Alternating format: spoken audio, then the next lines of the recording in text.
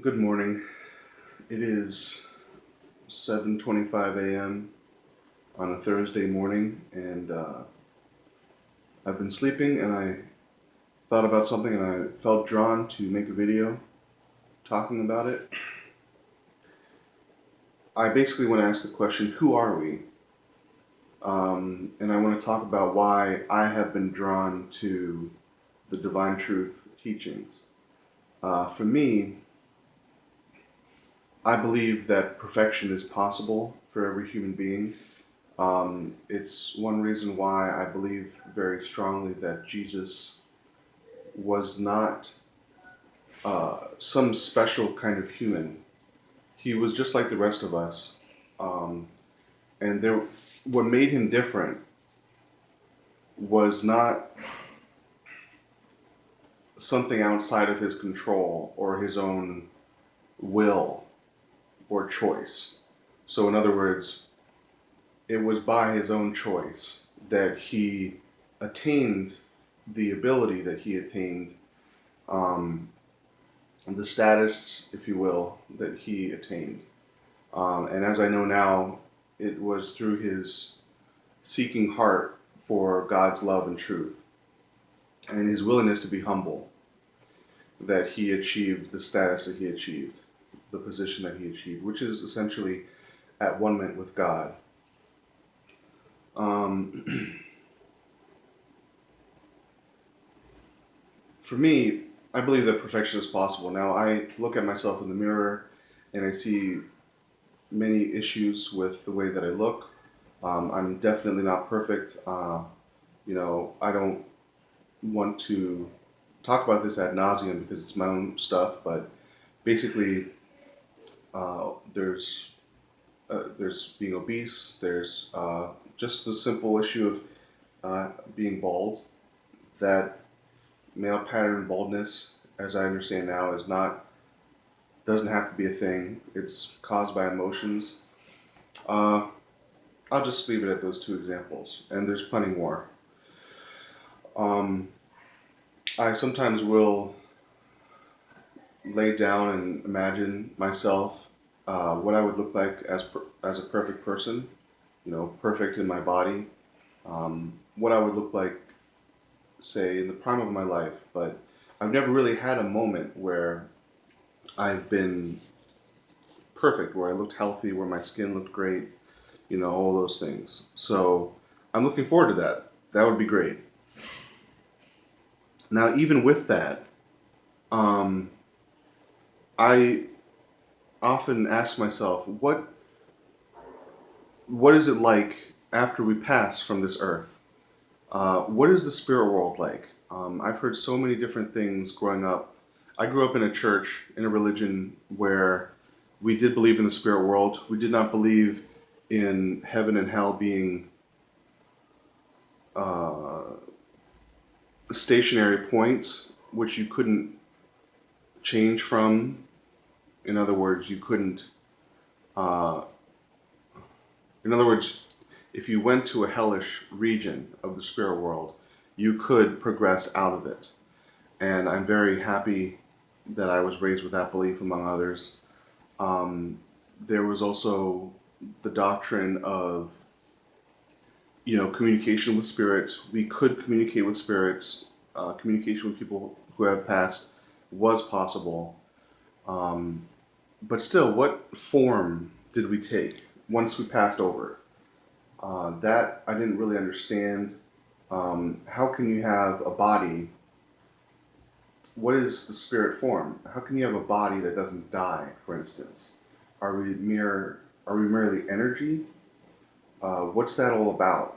Um, if we're just energy, how do we communicate with each other? How do we um, express love to each other? How do we operate in the next life? And there was the notion that we carried some of our appearance with us to the spirit world, and then there was the notion that just as energetic beings, or not really beings, but just like some part of an amorphous reality, We flitted about in our spiritualness. We had some form of consciousness that we couldn't track ourselves really. It was just like, oh, I think about this. Oh, now I'm here, and then this is happening, and then, it felt very amorphous, which is like formless. That is another idea. So there's like having a spirit form, and then being just an energetic, nondescript, untrackable mass of something. Hard to imagine. And now I know that the spirit, uh, as a spirit, we do have a body. There is a spirit body, and our spirit body is does have the appearance of the person that we are on the physical plane. And there are differences, but um, I'm still working that out. There's something about colors. The color spectrum is increased. The way we communicate with each other. There's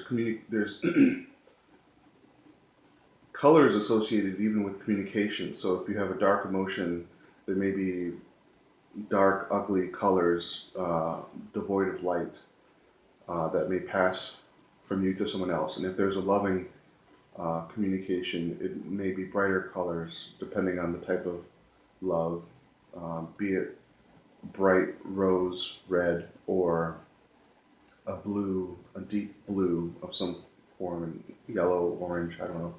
Anyway, so that's interesting. And but in all of that,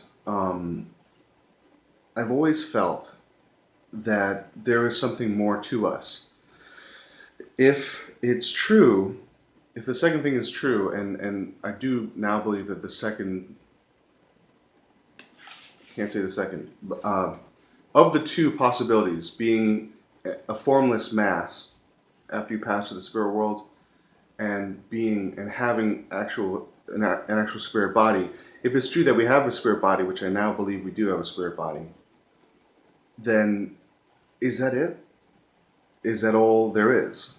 And I've always felt that that cannot be all that there is.